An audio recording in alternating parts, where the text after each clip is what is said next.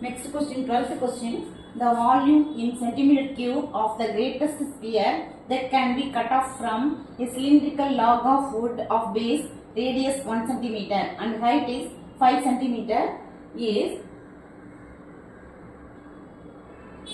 or radius is 1 centimeter. Solution.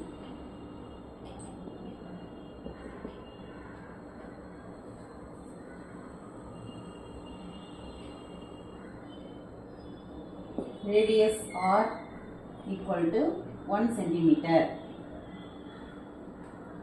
Height h is equal to height 5 centimeter. Volume of sphere. Volume of sphere.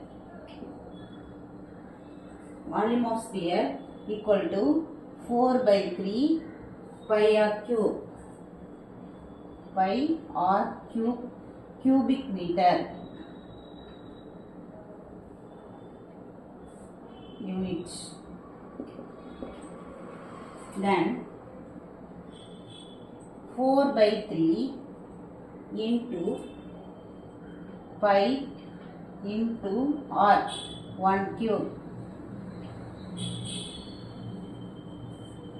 equal to 4 by 3 pi.